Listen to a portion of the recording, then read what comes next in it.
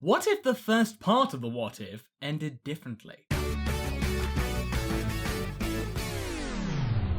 Hey guys, MasakoX here.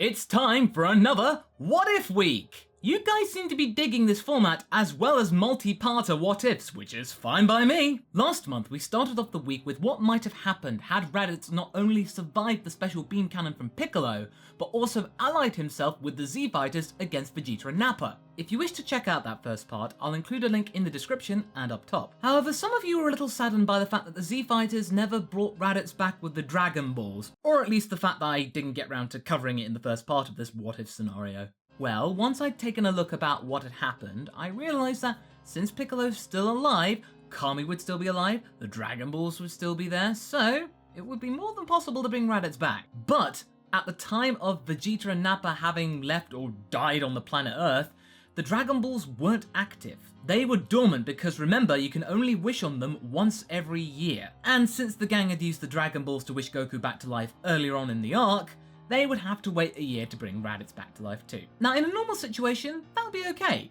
But this isn't a normal situation. Goku had only just gotten back to Earth to not only find Raditz fighting on his side, but to realise that he's actually good at fighting. Now that he realises who he is, his Saiyan blood is filled with excitement at the prospect of getting to spar with his own brother. He wants to reconnect with his brother, as the fact that their second reunion was drastically cut short due to the fact that Raditz, well, died. Whilst Goku is in the hospital recovering, he is just thinking about stuff, reflecting on Raditz, and then just comes to the conclusion that he wants to bring Raditz back. Chi-Chi reassures him and says that they can do that once the Dragon Balls have completed their 1-year cycle.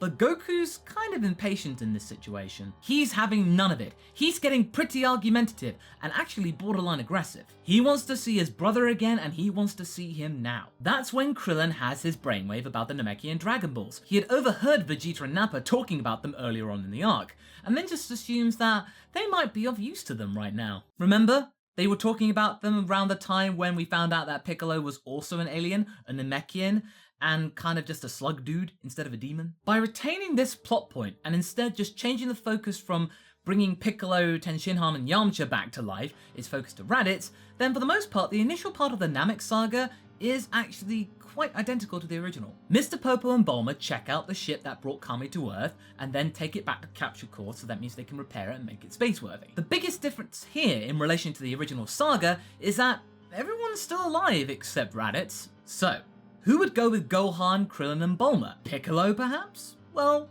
I'm gonna say no. Wait, what? Why Masako? Well, I'm gonna hold him back for later, you'll understand why. For now, we're just going to say that Piccolo's hesitant to go to Namek right now. He doesn't know what to expect, so he'll just hang back for the time being. The very idea that he is an alien and not a demon is something that he's going to need to process for quite a while. Much like how he needed time to process what happened during the 23rd Tenkaichi Budokai. That took a while. For now, we're just going to say that Yamcha joins the gang, not only to help them out, but also be close to Bulma. Now remember, this is the part of Dragon Ball that Bulma and Yamcha were still pretty close, despite him having a baseball career and being a bit of a ladies' man. Wait, Masako. Didn't Yamcha and Tenshinhan die in your first part? Nope. They survived. Barely. Thanks to the assistance of Raditz, the impact of the Cybermen was greatly reduced, and therefore lessened the injuries that the Z-Fighters sustained. They both hung in there long enough for Goku to come back and give everybody senzu beans. Now if you're not happy with that explanation, consider this just a little retcon. I mean, that's child's play in comparison to the retcon of bringing Raditz back to life. It's down to popular demand thanks to you guys. For Yamcha and Bulma, this is a great time for them to reconnect away from the press and publicity. Tenshinhan elects to stay behind and protect Earth, as well as mourn the death of his partner Chaozu. Yeah, I know everybody survived, but yeah, Chaozu still did die because he did sacrifice himself, so yeah, I know that might not be fair to Chaozu fans, but I think that was a good cause and it made for a good plot point at the time. Roshi says that Tenshinhan should go with the gang, It's a great chance to explore space and do something different. Roshi can take care of things here, it'll be fine. Tenshinhan thanks Roshi for this offer, but he again declines to go with the team. Now if you think I'm being mean to Tenshinhan here, I'm not. He's a pretty serious guy, and when he realizes that if he went along with them, there would be really nobody there to help protect Earth should Vegeta come back and try and take over Earth again. Yes, I may have mentioned something to the contrary, that Tenshinhan did go with the gang in another what if, but in this case, I feel that it's justified that Tenshinhan stays behind, not only to protect Earth, but also have a good dialogue between him and Roshi, just a chance for them to actually talk to each other. Gohan, Krillin, Bulma and Yamcha head off to Namek in the old spaceship that has now been fitted with the latest tech from Capsule Corp. This time around, we're going to skip fake Namek.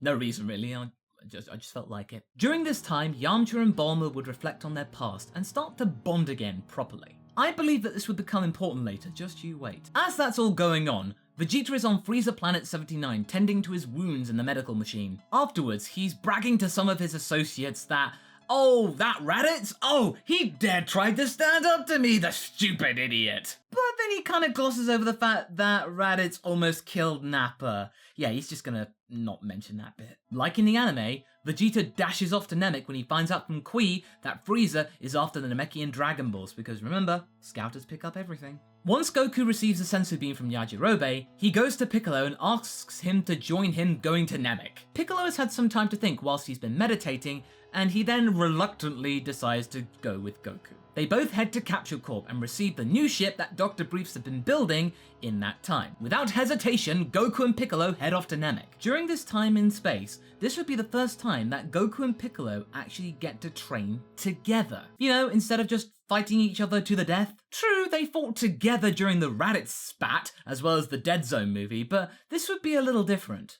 Those two times were out of desperations. This time, they're actually training properly. At this point in the story, we can actually take a look at the power level pamphlet that came with the Tree of Might release. In that brochure, Goku's power level is listed as 10,000 and Piccolo's 8,000. Since their power levels are relatively close to each other, that means that they can go all out in their training and Goku can actually get some meaningful practice with a sparring partner. Based on a previous calculation from another What If, Goku's power level increased 9 times during his trip to Namek. Thanks to Piccolo giving him some meaningful practice, that multiplier, I believe, could be increased to 10 times. When Piccolo and Goku arrive on Namek, their power levels are 80,000 and 100,000 respectively. But back to the others. Their adventures on Namek initially are relatively same to the original, with the only difference being that Yamcha elects to stay with Bulma and keep her company so she's not for the most part alone and just ditched. He's also guarding her in case somebody dare try and attack her. Okay, Yamcha, you do you and you just pretend to be brave. Or you actually might be serious. Either way, the events in the anime play out the same until the time the Ginyu Force arrive. Krillin has had his potential released and he then offers Gohan and Yamcha the same thing. Yamcha's a little worried about leaving Bulma alone, but Bulma thinks that she'll be okay for a couple of hours. Besides, if Yamcha can get stronger in some ways, then he can get stronger in other ways. That encourages Yamcha, and he then blasts off towards Guru's place before anyone else can even figure out what's going on. We then jump to Piccolo and Goku arriving on Namek. The Ginyu Force have been beating down on the Z Fighters. Goku gives sensu beans to everyone and they're back to full health, thankfully. He and Piccolo then proceed to wail on the Ginyu Force some more, with Piccolo being far less merciful than Goku in this case, especially with Jace. Jace is shot down by Piccolo as he tries to escape, and Vegeta finishes off Berta and Recoome like in the anime. Goku protests of both of them, and they both turn around to then shout at him, saying that this is not the time to be soft. Huh, they actually seem to both agree on something.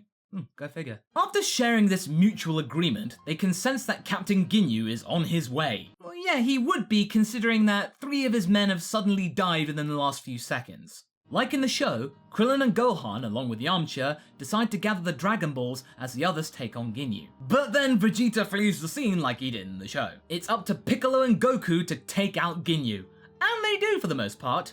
Or do they? Ginyu uses his change ability against Goku, and then I think this will lead towards a nice little callback to the 23rd Tenkaichi Budokai, in that it's a Goku versus Piccolo fight, albeit slightly different. But it doesn't last long though, because remember, Ginyu Goku can't tap into Goku's power entirely, so remember 23,000? Yeah, that still happens. Piccolo beats Ginyu Goku down to the point where Ginyu decides that he could maybe jump into Piccolo's body. But then Goku Ginyu jumps in the way and takes the Change Now blast, so that means everyone's back in their original bodies. And of course, we have to, the frog bit with Ginyu happens as per normal. Now for those of you who've been wondering where Raditz is, now is his time. It's just that his contribution during the Saiyan saga changed a lot of things that I had to cover.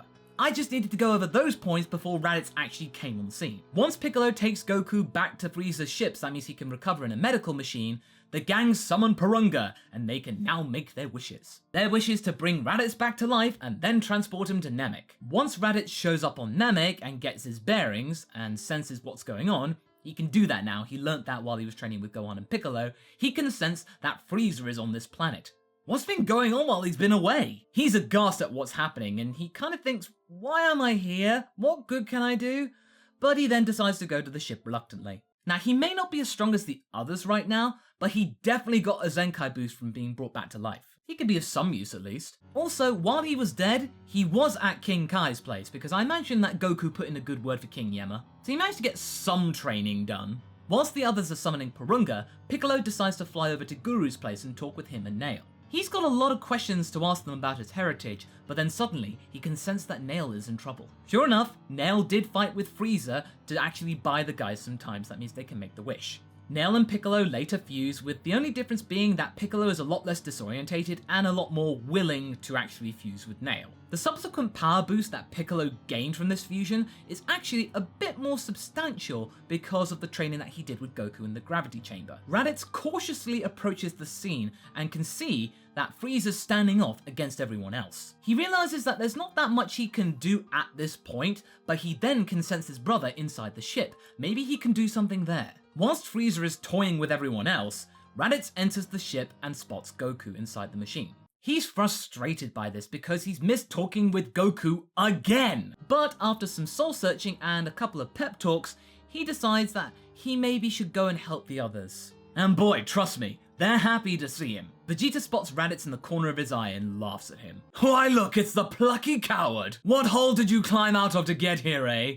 Raditz simply ignores Vegeta. We then cut to the point where Frieza has reached his final form. Despite Piccolo gaining a big power boost in comparison to the original series when he was training with Goku, his new power is still not strong enough to take on final form Frieza. When Vegeta comes up with the plan to give himself a self-inflicted Zenkai boost, Raditz decides to actually join in with the fun. They ask Yamcha and Krillin to do the deed, and reluctantly, they do it. Dende heals Piccolo and Raditz readily, and he then grudgingly heals Vegeta, because you know what he did to his people and all that. Now with Zenkai boost, the Saiyans are now back and stronger than before. Together, they can actually prove to be a good fight for Frieza, when he's at 2% power. Frieza's jovial personality is elated at the fact that he gets 2 Saiyan monkeys to play with. Oh, what fun! This actually proves to be somewhat beneficial because Frieza is so distracted at fighting Raditz and Vegeta after actually having them as minions. This gives Goku enough time to fully recover and actually join the scene. Goku hails his brother and thanks him for helping keeping Frieza distracted until he got there. Raditz can sense that Goku's power is far greater than Vegeta's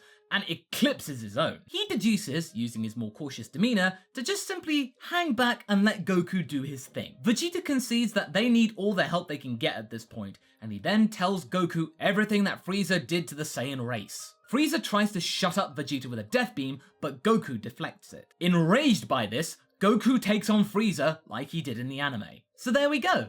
Raditz may not have figured that much in this part of the story, but don't worry, I can assure you, there will be a third part. In this part, Raditz's impact on the series was monumental despite his physical impact being rather minimal. Thanks to Raditz, Piccolo was able to snuff out the Ginyu Force quite effectively, as well as keeping Ginyu Goku occupied, so that means the others can do what they needed to do. It also meant that Yamcha and Bulma could let their relationship blossom, and I believe that they'll have long-lasting impacts on the series later on. As for Vegeta, he gets to live! Thanks to Raditz's presence in this saga, both Saiyans could actually exploit their Zenkai boosts and be quite effective against Frieza if they decided to just team up. Now for those of you thinking that Frieza could have ended the fight by using 3 or 4% of his power, I don't believe he would have done that immediately. I think he would have found it rather quaint that these two in particular would decide to fight him. He had no idea that Goku was still around to clean things up. Remember, he can't sense energy. Oops! Frieza done goofed. So, with each part that passes,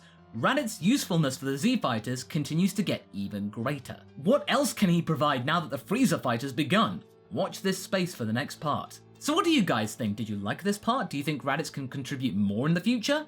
Leave a comment below and let's get this discussion going. Anyway, I hope you enjoyed this video.